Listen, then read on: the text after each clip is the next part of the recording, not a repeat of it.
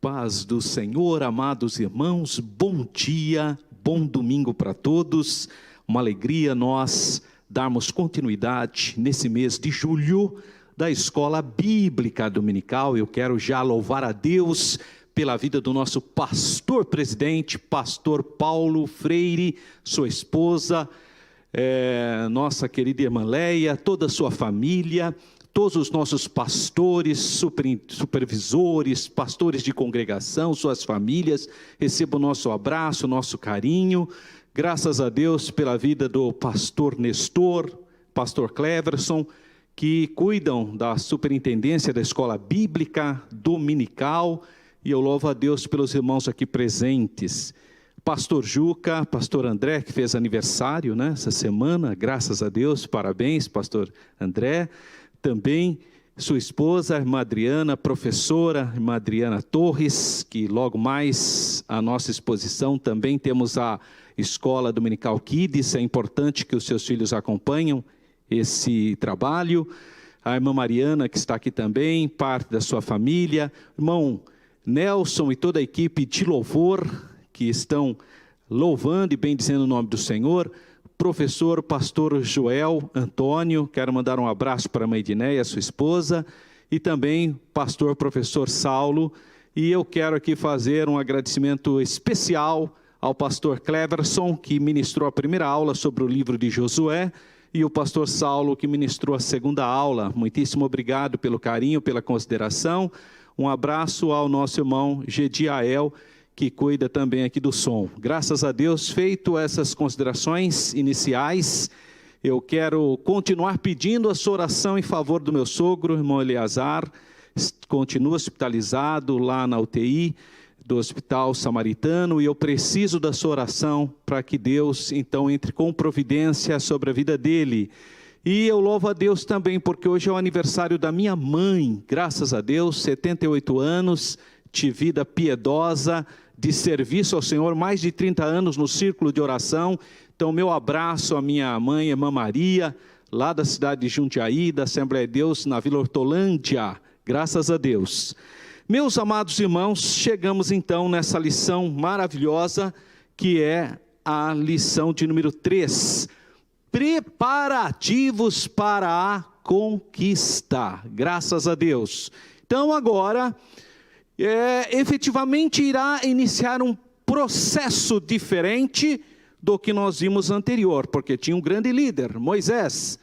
Então, quer queira, quer não, o povo de Israel estava acostumado com um modelo administrativo de presidência do povo.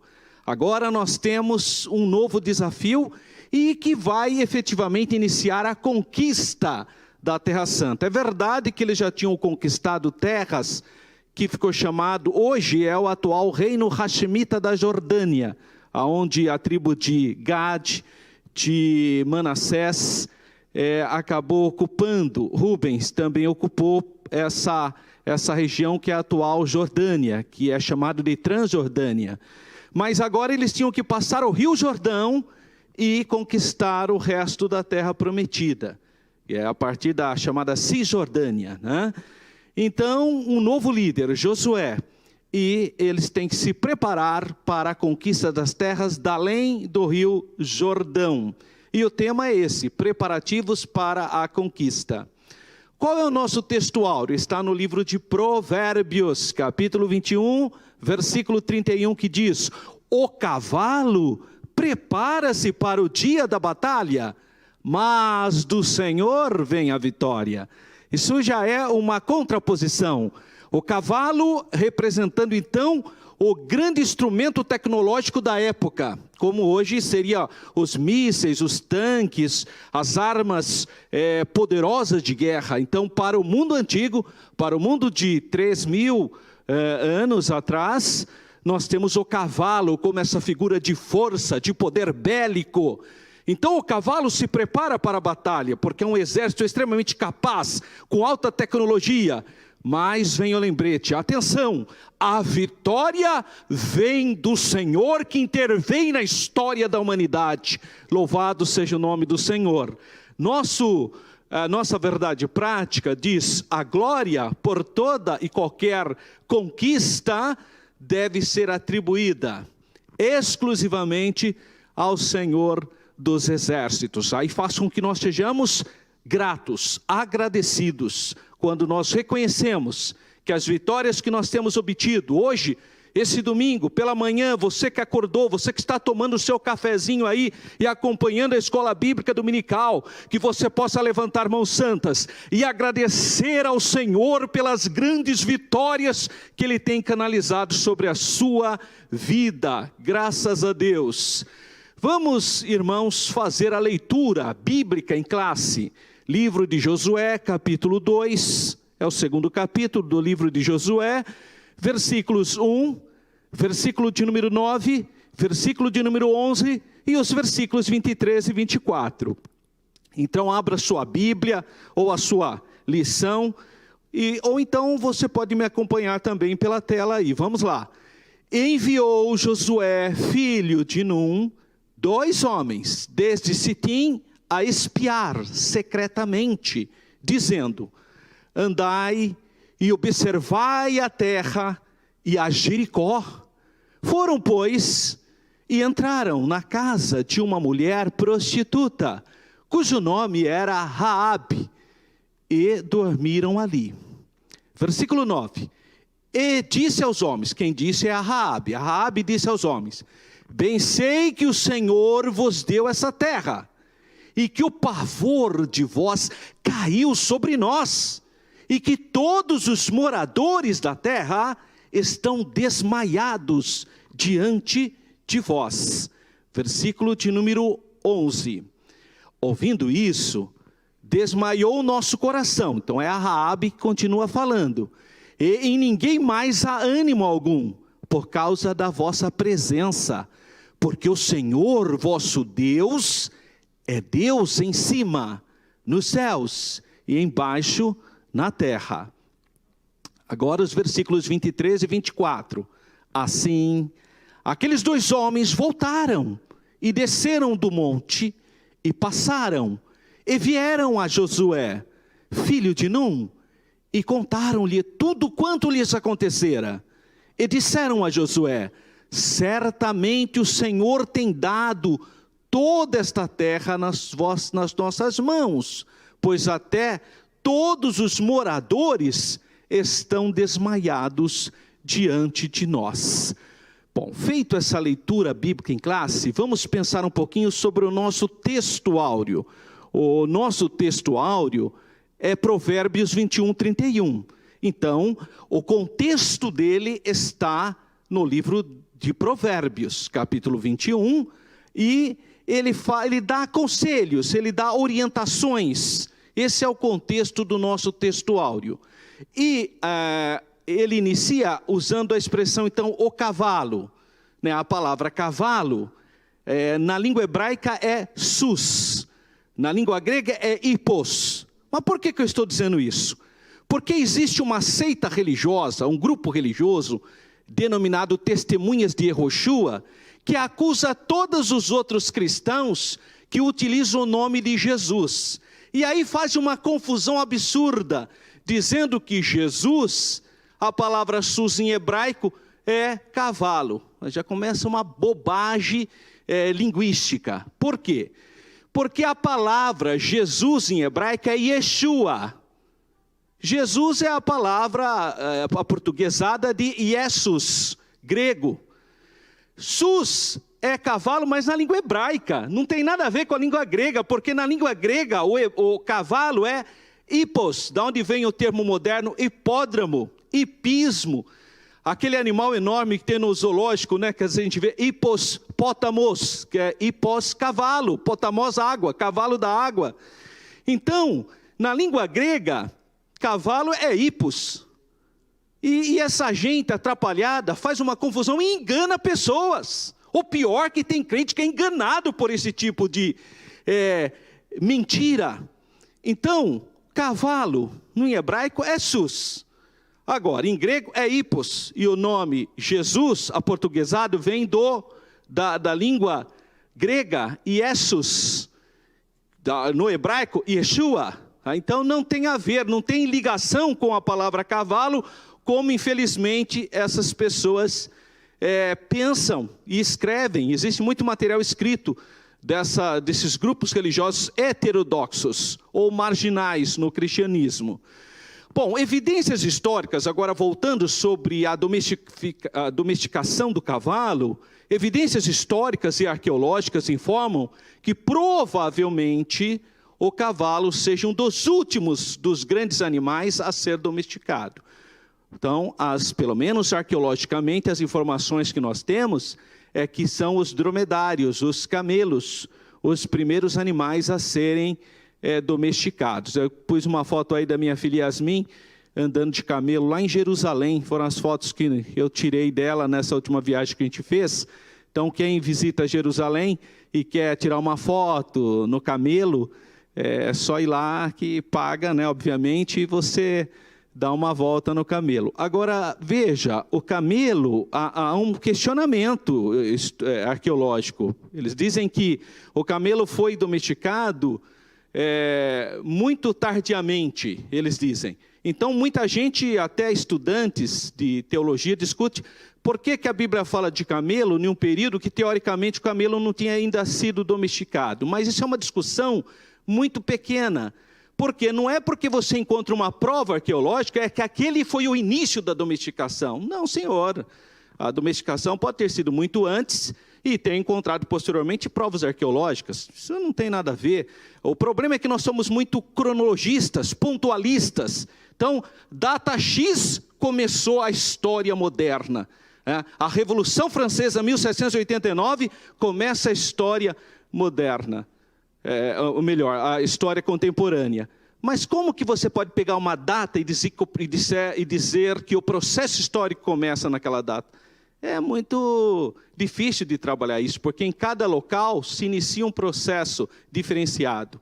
Então, até a divisão da história é extremamente questionada. E assim também a domesticação dos animais. O que nós sabemos é que, de fato, apontamentos arqueológicos dizem que é o camelo o animal primeiro a ser domesticado. O dromedário, na verdade. Bom, entre o povo hebreu, o cavalo sempre esteve presente. Só que o cavalo é considerado um animal impuro pela lei mosaica. Tá? Então, o Israel jamais comeria carne de cavalo. As nações comiam carne de cavalo. É normal os egípcios comerem carne de cavalo, os hititas, os cananeus, os judeus não, os hebreus. Israel não comia carne do cavalo, porque a lei... Levítico 11 e Deuteronômio 14, aponta o cavalo como um animal impuro. Olha o que diz Deuteronômio 14, 6 a 7. Todo animal que tem unhas fendidas, que tem a unha dividida em duas, que remoe entre os animais, isso comereis. Porém, estes não comereis dos que somente remoem ou que têm a unha fendida. O camelo, a lebre, o coelho, porque remoem, mas não têm a unha fendida. Imundos vos serão. Olha a pata do cavalo aí, está vendo? O cavalo remói, mas não tem a unha fendida. Então ele é considerado imundo. Tá? Por isso que em Israel não se usava carne do cavalo como alimento. Não se usa, né? Agora, o cavalo foi introduzido no Egito pelos hititas. Isso existem provas arqueológicas que foram os hititas da atual Turquia, antiga Ásia Menor. Gênesis registra a primeira fala sobre cavalo em uma profecia de Jacó, quando Jacó fala para a tribo de Dan. Em Gênesis 49, 17 diz: Dan será uma serpente no caminho, uma víbora na vereda, que morde os calcanhares ao cavalo, de maneira que cai ou derruba para trás o seu cavaleiro. Então, essa é uma profecia. Pela primeira vez está registrada a palavra cavalo. Em muitas obras de artes em Israel, principalmente os candelabros, às vezes contam a história das 12 tribos. E aí você vê o símbolo da tribo de Dan associado a uma serpente. Mas é por causa dessa profecia, que fala que Dan é como uma serpente.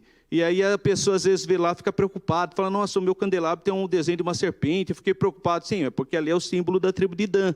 Tá? Por isso que às vezes aparece esse tipo artístico.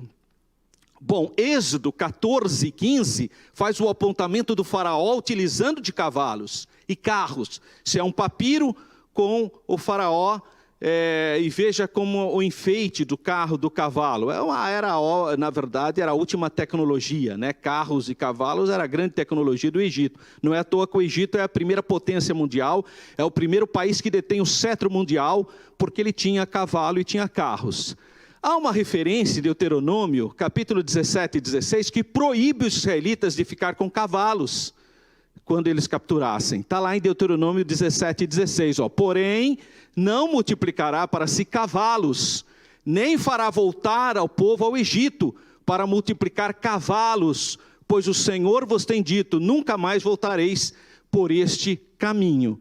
Então, há uma proibição. O rei Salomão possuía 12.000 cavaleiros e 4.000 cavalos para puxar os seus carros de guerra. Então, o que a gente observa?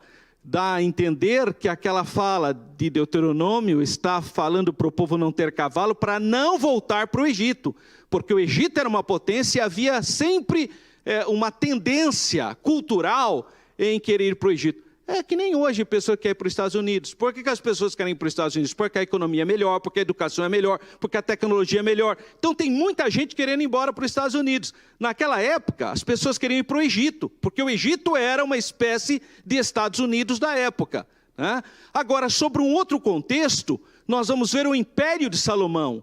Ele precisa ter o exército. Então ele tinha... Salomão, 40.000 estrebarias, e ainda existe restos arqueológicos lá no Armagedon, que é o monte Megido, o monte Megido, onde fica a planície do Armagedon. Ali tem restos arqueológicos da época do rei Acabe e também das cavalarias do rei Salomão. Então ele tinha também, Salomão, 40.000 estrebarias e cavalos para os seus carros e 12.000 cavaleiros. Era um exército extremamente grande. Segundo Crônicas 1,14 diz: e Salomão ajuntou carros e cavaleiros, e teve 1.400 carros e 12.000 cavaleiros, e pô-los nas cidades dos carros e junto ao rei em Jerusalém. A Bíblia ainda diz sobre Salomão que ele organizou a primeira cavalaria israelense. Então, tá lá, esses cavalos ele comprava do Egito. Olha lá, e tiravam cavalos do Egito para Salomão, e as manadas os recebiam os mercadores do rei, cada manada por um certo preço, e subia e saía o carro do Egito por 600 ciclos de prata, e o cavalo por 150, e assim por meio deles os tiravam por todos os reis dos heteus e para os reis da Síria. Isso mostra o comércio, como Salomão tinha um poder econômico enorme, porque ele comprava as manadas de cavalos do Egito e os carros, porque a tecnologia para carro de guerras ou carro mesmo de transporte era dos egípcios, nesse momento, porque eles detinham ainda o segredo do ferro, nesse momento. Depois...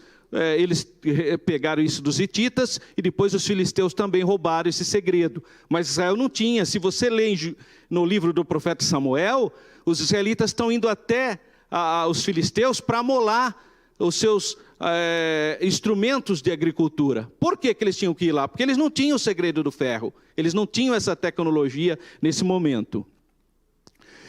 Em 2 Crônicas 1, 16, 17 diz: e os cavalos que tinha Salomão se traziam do Egito, e faziam subir e sair do Egito, cada carro por 600 ciclos de prata, e cada cavalo por 150, e assim por meio deles tiravam cavalos para todos os reis dos heteus e para os reis da Síria. É um versículo que está em sintonia, em simetria com o que eu já li, mas mostrando o poder econômico do rei Salomão em negociar com os egípcios os cavalos e os carros e servir os reis vizinhos do reino de Israel. Bom, o nosso textuário então diz: o cavalo se prepara ou prepara-se para o dia da batalha. Então era assim que eles faziam com o cavalo, eles enchiam o cavalo de enfeites. Os exércitos antigos, antes das batalhas, preparavam, enfeitavam os cavalos. E sabemos que várias estratégias eram cuidadosamente elaboradas para dar maior desempenho e rendimento na batalha. Era a questão do visual. Então eles utilizavam uma série de enfeites nos cavalos para mostrar poder, para mostrar grandiosidade e domínio. Se nós viermos para a expansão marítima e comercial, já a partir de 1500, a partir de 1500, quando começou, né? Foi na verdade no século entre 1400 a 1500, a expansão comercial e marítima. Os espanhóis e os portugueses chegaram na América, não havia cavalo na América.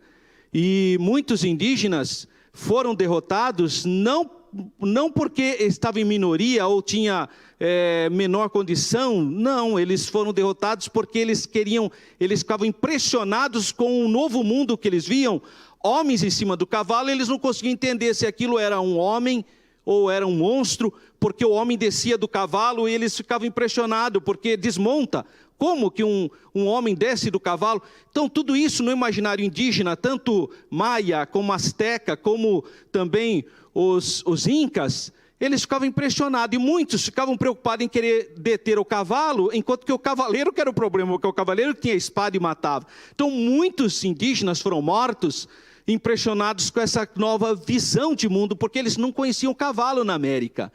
Voltando para o Egito Antigo, muitos povos também não tinham essa tecnologia de dominar o cavalo, de usar o cavalo para a guerra, e muitos impérios se formaram graças aos cavalos, né? E aqui diz que o cavalo se prepara para a batalha. Aqui tem um retrato tirado do túmulo de um dos faraós do Egito. Muitos reis da antiguidade confiavam totalmente no poder da sua cavalaria. A cavalaria era a grande tecnologia da época. Podemos dizer que a cavalaria era decisiva para a superação de um exército adversário. Foi isso que levou o Egito a muitas vitórias. E o cavalo e o enfeite foi tão importante que virou até motivo de poesia. E está na Bíblia isso. Em Cantares de Salomão, capítulo 1, versículo 9, diz assim: as éguas dos carros de Faraó te comparo, ó amiga minha. Isso é uma declaração de amor. Imagina, irmã Adriana. Hoje o pastor Juca fala: ó, irmã Adriana, te comparo a ti as éguas do Faraó.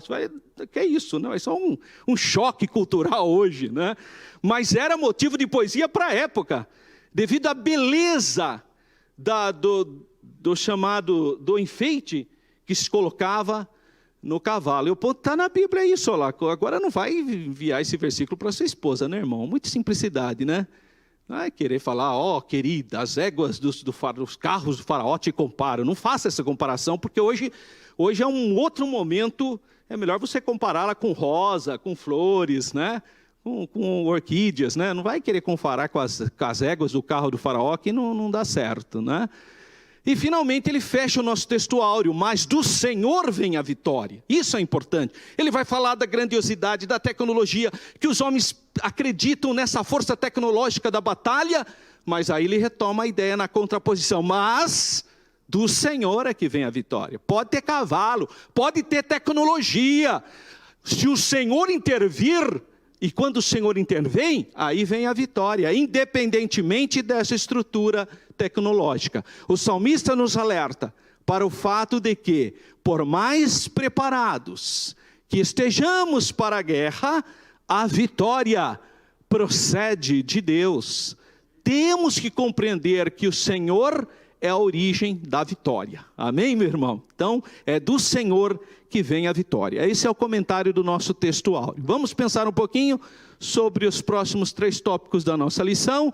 Primeiro, Josué prepara o povo para a travessia do Rio Jordão. Eu pus a foto do Jordão meio cheio, né?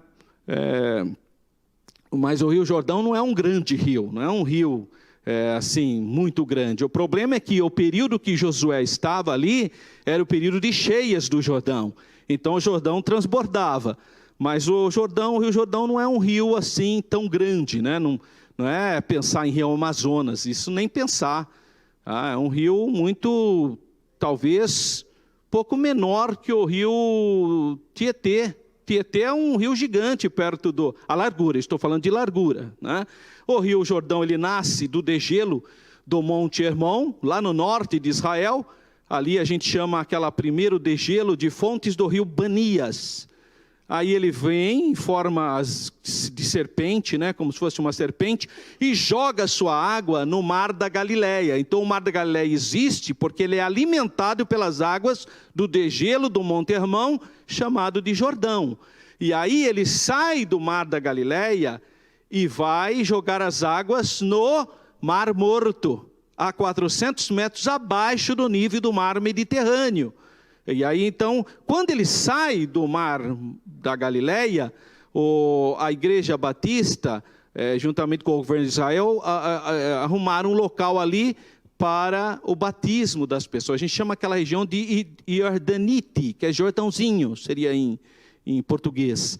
Então o Rio Jordão é isso, ele nasce do degelo do Monte Hermon, fonte do rio Banias, ele vem serpenteando, joga suas águas no Mar da Galileia, sai do Mar da Galileia e vem serpenteando até jogar as águas no Mar Morto, e aí é evaporado, some. Agora, menos águas têm ido para o Mar Morto, porque Israel precisa da água para irrigação, etc., como nós também precisamos de água, não é? Então, eles usam a água do Rio Jordão. Bom, 1.1, prover-de-vos de comida. Isso é uma coisa nova. Por quê? Porque, irmão, o povo de Israel estava acostumado a acordar e o pãozinho está do lado da casa dele, caía maná do céu, irmão. Então, na presidência do pastor Moisés era assim, tinha pão fresco no seu quintal. Era só sair e colher, caía maná do céu. Agora, na presidência do pastor Josué, o negócio ficou diferente, acabou o maná. Agora eles tinham que colher, se organizar, e isso é uma coisa nova. Olha só, e nós, irmãos, temos que aprender a nos adaptarmos a mudanças. Tem gente que não quer mudar 1 milímetro, por isso que sofre, porque nós temos que nos adaptar aos novos desafios. Cada momento histórico, nós temos que oferecer uma resposta diferenciada, como é o caso da pandemia hoje. Nós estamos oferecendo respostas diferenciadas para momentos diferenciados. Agora a pessoa, não, eu não mudo. Irmão, o único que não muda é Jesus, viu? Ele é o mesmo ontem, hoje e eternamente. Você tem que mudar, se você quiser viver nessa perspectiva nova. O povo de Israel precisou mudar. Não tem mais pãozinho caindo do céu, meu amado. Agora você vai ter que trabalhar. E aí, Josué fala, provede-vos de comida. Mudou o sistema. O livro de Josué narra a história da saga dos hebreus caminhando para Canaã. Então, foram 40 anos de muitas lutas, milagres divinos, rebeliões, surpresas e decepções para o povo, que agora chega o seu destino. Grande parte dos milagres, como a travessia do deserto, cessou, como foi o caso então do pãozinho que caía do céu, o maná. Josué reuniu então os príncipes do povo e deu-lhes uma ordem, com o qual os hebreus não estavam acostumados. Qual é a ordem? Passai pelo meio do arraial e ordenai o povo, dizendo, provede-vos de comida. Porque não tem mais o maná. Então eles têm. O bom é que Deus é tão sábio que foi exatamente no momento de boas colheitas, né? Na parte da Transjordânia, especialmente onde Rúben, Gad e Manassés tinham ocupado, né? Eram boas colheitas, tinham ali.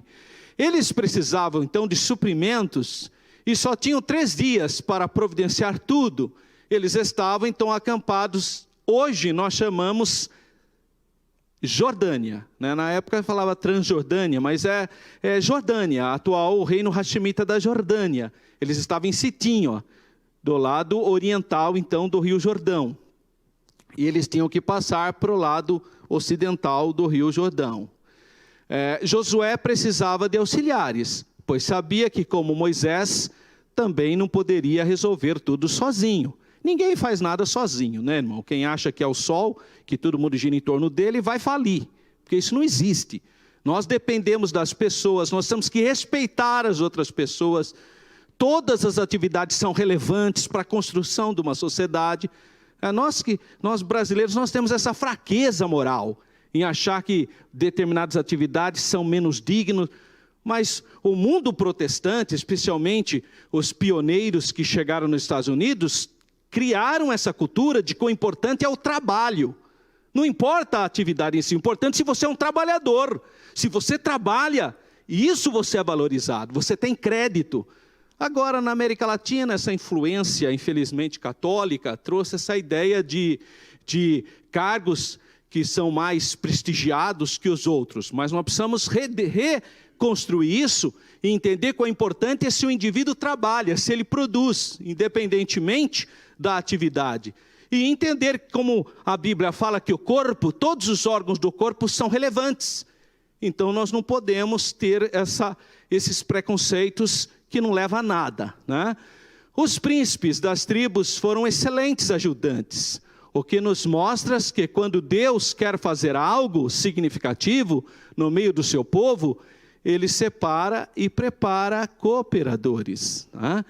Então, 1.2, convoque as tribos. Eu coloquei o mapa aí para você ver as 3 tribos que ficaram na Transjordânia, né, principalmente, Ruben, Manassés e Gade, só para você ter uma ideia.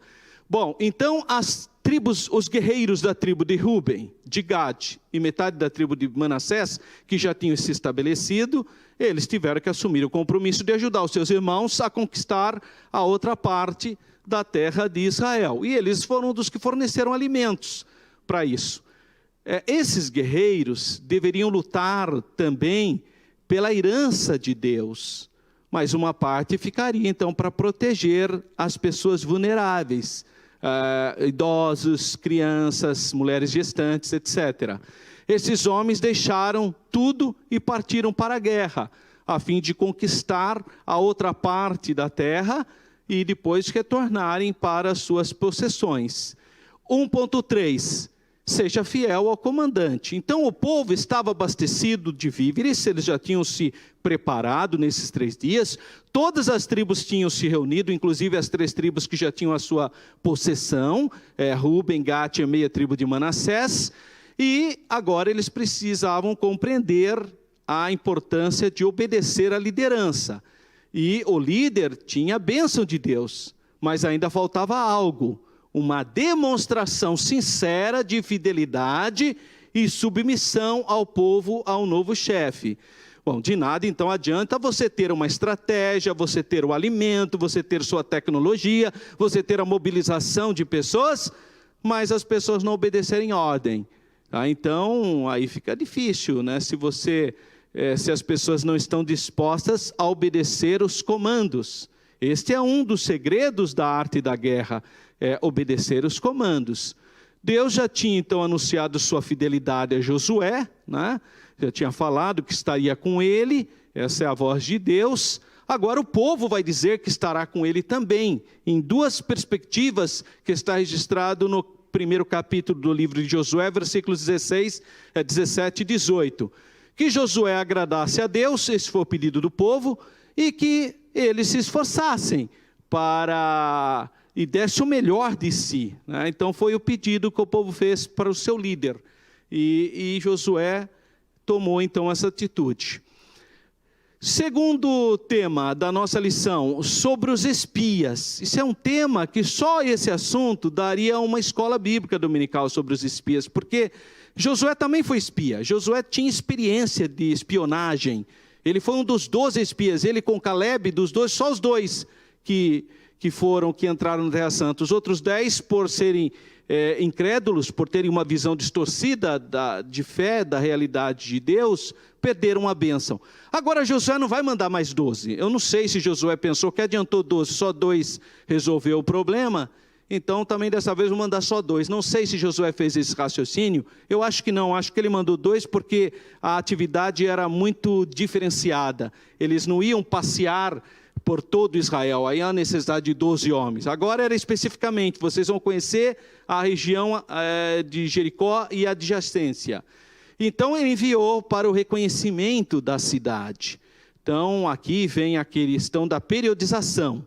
Ele acha que é a idade de bronze. Eu vou repetir, eu acho que a periodização é importante, mas como professor de história, como pesquisador de história, a minha orientação que eu dou para você é que a periodização, ela é apenas referências, elas não devem pegar ao pé como se fosse aquela coisa real. Não, é apenas algo imaginário. Então eu coloco para vocês, por exemplo, essa é a tradicional linha do tempo na história. Mas é uma coisa muito tradicional, né? Porque isso funciona para o Ocidente. Essa divisão já não funciona para o Oriente. Então, o que diz essa divisão da história geral que você estuda no colégio ou na escola? Ele fala que, antes da invenção da escrita, eles apelidam esse período de pré-história, ou seja, antes da história. Já vem o primeiro erro, porque, a invenção da escrita, a organização do Estado inicia a história. Ora, mas nós sabemos que tinha estados já organizados antes e tem muitos estados que não tinham a escrita, não conheciam a escrita, mas fizeram artesanato, fizeram artes tal, que é uma maneira de você ler a história. Então já vem o primeiro questionamento, mas enfim, está aí a história tradicional. Aí ele diz que de mais ou menos 5.000 a.C. ou 4.000 a.C., com a invenção da escrita, até a queda de Roma, 474, 76, eles vão falar que foi a história antiga. Aí, da queda de Roma à queda de Constantinopla, em 1453, seria a história, então, medieval, ou a Idade Média. E de 1453 a 1789, a história moderna. 1789 foi a Revolução Francesa. E de 1789 até hoje, nós estamos, então, na história contemporânea. Eu sei que muita gente fala, nós que estamos na modernidade. Não é, nós estamos na contemporaneidade. Mas a maioria das pessoas nem sabe o que estão falando, então fica por isso mesmo. Mas essa é a linha do tempo da história, mas da história tradicional. E por que nós não podemos pegar isso?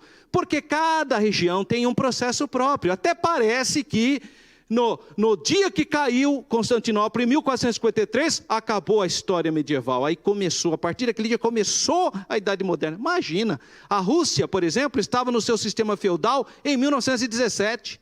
Então, por isso que não dá. Isso é apenas uma ideia de temporalidade. Eu estou falando isso porque ele citou a localização do livro de Josué no início da Idade do Bronze. Nós temos basicamente 3 períodos quando se fala sobre tecnologia. O chamado a pedra lascada, que é pedra, né? Pedra, se usava material de pedra. Depois, o chamado paleolítico, que já começa a utilizar algum tipo de material. E, finalmente, o neolítico, o novo período, não é?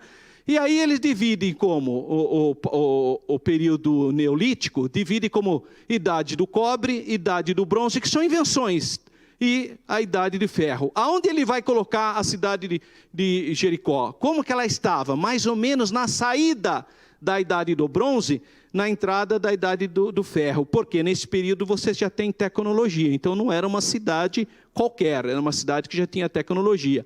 Eu coloquei 2 fotos aí para você ver. A primeira são muros da época do rei do Jeroboão I, aquele que rebelou contra a casa de Roboão, né, de Jerusalém. Ele construiu essa cidade de Jeroboão, aquelas pedras da primeira foto. A segunda foto é da cidade de Hazor, ela está até coberta. Essa cidade de Hazor, ela é da época de Abraão. E veja que ela já tem muralha, ela já tem entradas. Então, só para você ver que a ideia de muralhas, de proteção, é extremamente antiga. Mas ele coloca aí, então, no final do período da Idade do Bronze, quando foi escrito o livro de Josué, todas as grandes cidades de Canaã eram, na verdade, cidades-estados. É verdade, cada cidadezinha tinha um rei. Tinha o seu próprio exército, tinha os seus carros de guerra, os instrumentos de guerra, bem como o rei, que era o caso da cidade de Jericó. Bom, Israel estava acampado então em Sitim, que é na Transjordânia, antes de passar o Jordão. E possivelmente após o luto de Moisés, né, etc., todo aquele momento, Josué enviou então os espias para identificar a cidade. Essa conduta de Josué em conhecer as condições que seriam enfrentadas por suas tropas demonstra a responsabilidade pessoal. Coisa que eu e você tem que ter, irmão. Não dá para você fazer nada se você não tiver estratégia. Tem gente que não tem juízo, irmão. Vai fazendo suas coisas sem estratégia, sem pensar, sem analisar as contas. Até Jesus falou que quem vai construir uma casa tem que ter preparo, tem que ver se tem pedra, se tem instrumentos, se tem madeira. Não é, vou construir, mas não tem não tem estrutura, não tem estratégia, não tem um programa. Até o culto tem que ter um programa, irmão. Tem gente que quer atrapalhar. Vai, irmão, vai, fala aí você. Você canta. Que é isso, irmão? Tudo tem que ter ordem, tem que ter uma estratégia, tem que ter uma programação, irmão. Não, as coisas não são feitas relaxadamente. Tem que ter estrutura. Então você tem que entender a mesma perspectiva de Josué. Ele vai enviar espia, ele quer conhecer a terra, ele quer analisar, ele quer se preparar. Mas ele sabe que é de Deus que virá a vitória. Mas só que tem coisa que é você que tem que fazer, irmão. Deus vai dar a vitória, mas você tem que levantar cedo, você tem que buscar a presença de Deus, você tem que ler a palavra de Deus, você tem que fazer a sua parte, meu irmão. Que história é essa? Irmã fulana ora por mim, pastor unge eu, e você fica deitadão? Não, você tem que fazer a sua parte, esforça-te, tem bom ânimo, o Senhor é contigo, mas apresenta uma estratégia, uma programação, tome uma posição, irmão. Isso é que Josué nos mostra. Ele toma uma postura, ele quer saber o que ele vai enfrentar, ele quer conhecer o seu inimigo, para poder fazer a obra. Mas isso não significa que é falta de fé. Para alguns seria, tem falta de fé, quer fazer estratégia humana, não é isso. Aí Deus nos deu a racionalidade, Deus nos deu entendimento, irmão, senão nós não teríamos entendimento, senão a gente seria tudo robô, da corda, sai tudo, que nem ensina os deterministas, estão tudo predestinados, robozinho. Você não, Deus te deu liberdade para você, discernimento para você pensar, e crer é também pensar. Aí está uma obra que eu apresento para vocês, do pastor Elianai Cabral. Essa obra é da CPAD, ele vai falar sobre as qualidades de um líder, ele vai trabalhar o livro de Josué. Então você que gosta de ler, aí eu sugestiono para você esse livro, Josué é um líder de excelência. Josué é um líder, então, a liderança de Josué. 2.2, os espias são descobertos. Claro que são, né? Os hebreus eram diferentes dos cananeus, irmãos. Em todos os sentidos, na língua, na roupa. Por mais que eles tivessem vestido de roupa de Jericó, dos cananeus de Jericó, por mais que tenha diferença linguística, sotaque, comportamental e às vezes até visual, às vezes a própria pele, cor de pele, tamanho, cabelo. Então, dava para identificar que eles não eram de Jericó, que eles eram estrangeiros. A princípio a missão não foi descoberta, mas ao cair da noite foi comunicado o caso ao rei de Jericó. E aí ele pediu para ir na casa da Raabe. A Raabe aqui, eu dei uma olhada agora de manhã na Septuaginta, para ver como que a Septuaginta traduziu a palavra prostituta, porque eu já vi os comentários rabínicos, tendem a dizer que Raabe não era bem uma prostituta, era uma estaladeira, né? Alguém que locava quartos. Então isso está na tradição hebraica, dizendo que Raabe trabalhava com estalagem, né? Era uma mulher que alugava quarto. Flávio Joséfo trabalha mais ou menos, aliás, antes de Flávio Joséfo ainda tem um rabino que diz que Raabe ela era uma grande comerciante. Flávio Joséfo trabalha uma ideia meio de que Raabe era uma mulher importante, mas não fala a palavra prostituta, não usa. Mas acontece que na tradução hebraica, e a tradução hebraica para a Septuaginta, que é a tradução grega, usa a palavra prostituta, está lá a palavra porneia, que tem a ver com impureza sexual. Então, de alguma maneira, ela estava ligada, sim, a alguma prática de sexualidade ilícita que era aceita para aquela comunidade cananeia. Não esqueça que você tem a chamada sagrada prostituição para os cananeus. Então, a prostituta ou a prostituição para o mundo antigo é muito diferente do mundo atual. Eles viam com respeito a pessoa que se prostituía, uma percepção muito diferente da nossa, tá? Os espias estavam hospedados lá porque era o local que se hospedava, que o estrangeiro tendia a ir porque sabia que lá encontraria guarita, né? É interessante como Deus usa pessoas improváveis, nesse caso Raabe, em lugares inusitados, nesse caso um local de práticas sexuais ilícitas, para estabelecer o que Ele quer. Quantas vezes isso acontece também, irmãos? Eu tive uma experiência no Exército, eu servi no 12º GAC, ali na cidade de Jundiaí, E basicamente, irmão, só eu era crente. Mais de 100 soldados, os que tinha filho de crente, mas crente mesmo só tinha eu. E eles falavam tanta bobagem, mas eu sempre firme ali, na obra de Deus. Eu lembro que uma vez, um sargento gozador, estava lá os 98 soldados, tinha 98 soldados da minha companhia lá, esperando para ser liberado. Ele, gozador, zombador, chegou e falou: eu descobri que tem um pastor aqui no nosso meio. Mas só podia ser eu, né? Eu era o crente. Né? E ele começou a falar um por um. Você é pastor, Zé? Ele falou: não, senhor. Você é pastor? Não, senhor. E chegou na minha vez, ele pulou, irmão. Olha só. E a pergunta, todo mundo já sabia que era eu, e já estava vermelho, suando ali, eu sabia que era eu.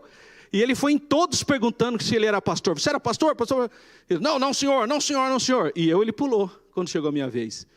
Aí ele subiu lá, olhou e falou assim: você aí, Zé, que era eu era o 05, 405. 405, você é pastor? Eu nem consegui falar, irmão. Então, aquela pressão psicológica. Sim, senhor. Ele voltou, subiu e falou assim: graças a Deus que você é pastor, que você é crente. Nós precisamos de gente como você, pessoas puras, não com essa imundície que está aqui. Irmão, deu um sermão lá para todo mundo. E o homem nem é crente, nada. Quando você precisar ir na igreja, você me avisa que eu dispenso você para você ir no culto. Você está de parabéns, 05. Deus abençoe. Estão dispensados. Eu saí até meio leve de outra. Deus usa, irmão, pessoas que não são nem crente em nada. Deus usa, porque Deus é misericordioso. Casos inusitados. Ele ainda acrescentou, nesse caso aqui nós estamos falando ainda Nós estamos falando do cerco de Jericó, né? Não cerco, né? Mas dos chamados espias. E nós estamos vendo como que os espias foram descobertos na casa de Raabe. Raabe é uma heroína improvável, né? 2.3, um testemunho para os espias, porque a própria Raabe, que embora não tinha o conhecimento correto de Deus, ela mentiu, irmão, porque você vê que ela não tem o conhecimento correto de Deus. Mesmo assim, ela vai falar: bem sei que o Senhor vos deu essa terra. Então, a fé dela que é importante, não a atitude dela, coitada, como uma mulher que era pagã, né? Ela fala: o Senhor vosso Deus é Deus em cima dos céus e Deus embaixo na terra. Então, a fala da própria Raabe. E ela fala que o pavor do povo de Israel caiu sobre eles e que eles não tinham condições mais de resistir. Então, Raabe é uma heroína da fé muito atípica, né? Uma mulher de fé. A figura de Raabe surgiu de modo então inesperado na história dos hebreus para demonstrar como Deus trabalha. Deus não tem esses preconceitos que nós temos, né? Raabe tinha uma vida, infelizmente, promíscua em Jericó, pelo menos aparentemente não lícita, mas o Senhor as resgatou e fez da sua vida o quê? Um instrumento de bênção. E não tem um monte de gente assim, que outrora vivia uma vida toda atrapalhada, mas que foi salva e hoje é uma bênção. Então tem muito caso semelhante ao de Raabe hoje. Sua ação é tão magnífica que lhe conferiu o status de heroína da fé. Está lá em Hebreus. Ela está também na genealogia do Senhor Jesus. Ela entrou, né? Eu coloquei até a genealogia aí para ver. Ela entrou na genealogia do Senhor Jesus. Agora, ela é uma mulher que tem estratégia, né? Você sabe que na guerra você apresenta estratégias, que alguns vão chamar de mentira, outros vão chamar de uma estratégia especificamente de guerra. Os próprios aliados na Segunda Guerra Mundial fizeram uma série de movimentações que iam invadir a região de Calais, no norte da Europa, enganando os nazistas. Os nazistas foram tudo para lá pensando que eles invadiram a Normandia. Quer dizer, eles demonstraram que ia fazer uma coisa, mas fizeram outra. Quer dizer, mentiram, em outras palavras. Parece que são estratégias de guerra. A situação de Raabe é o seguinte: se ela falasse ali que os moços estavam ali, eles seriam presos e mortos. Se ela não falasse, ela seria presa e morta, na verdade, se eles achassem. Ela correu um risco enorme. Ela teve muita fé, essa mulher, apesar do contexto das atitudes erradas, porque ela realmente mentiu. Mas ela tomou uma atitude que podia levar ao fim da casa dela, porque o código de Hammurabi, que na época valia para Jericó, dizia claramente: se alguém hospedasse estrangeiro contra o rei, seria considerado autotraição. Então ela teve fé. Agora, é claro, pessoas amadurecidas não vão mentir. Abraão, antes de se amadurecer, no capítulo 12 de Gênesis, você vê que ele mente também, coitado, na hora da aflição. Mas depois que ele amadurece, lá no capítulo 22, por exemplo, quando o filho dele pergunta o que vai fazer, ele já muda, Deus proverá. Ele já não vai mentir, ele fala, vamos lá, vamos, eu não sei, não, Deus proverá. O Senhor Jesus, que é o nosso modelo, quando falam para ele, o senhor vai para Jerusalém? Fala, não chegou meu tempo ainda, tal. Ele também não vai usar de engano, em hipótese alguma. Até porque Jesus não tem engano nenhum mesmo, né? Nunca houve engano nos seus lábios. O certo é que Deus abençoou a fé de Raabe, não a mentira dela. A mentira dela é o comportamento do pagão, do mundo, né? Mas a fé, a coragem dela. E Deus é longânimo para abençoar todos que depositam, então, a fé. Olha só, as misericórdias do Senhor é o motivo de cada dia nós estarmos em pé, né? São as misericórdias do Senhor. E o 3.3, a mulher do fio de escarlate. Isso é uma simbologia importante, né? Porque a história de Raabe prefigura um projeto de Deus que revelaria muitos séculos depois com o seu descendente, que é o Senhor Jesus, já que Raabe está na genealogia do Senhor Jesus. O fio de escarlate que pendia sobre a janela de sua casa no dia da invasão, em que a forte muralha caiu, apontava para a gloriosa salvação disponível a todos os homens que se arrependessem dos seus pecados. É interessante, o fio de escarlate é vermelho. Lembra que foi com sangue também que os hebreus foram protegidos, os primogênitos lá no Egito? Agora o símbolo de novo, de escarlate, vermelho, o símbolo da redenção. A cidade de Jericó, a pessoa fala, foi um terremoto, aí caiu as muralhas. Mas acontece que num terremoto, quando ocorre um terremoto, as muralhas caem para fora. Esse é o terremoto, a lei da física normal, elas caem para fora. O caso de Jericó, as muralhas caíram para dentro. Quer dizer, é um fenômeno. Então não se sabe exatamente o que aconteceu. Foi um terremoto muito atípico, né? Para ter ocorrido esse fenômeno. Assim como a saída do Egito foi o sangue do cordeiro, assim também a vida da família, a redenção da família Raabe foi o fio vermelho. Então o Senhor estava em cada episódio da saga do povo hebreu, porque a Bíblia, o Antigo Testamento, é a pedagogia divina. É muito importante você ler o Antigo Testamento para entender o projeto de Deus apontado para Cristo.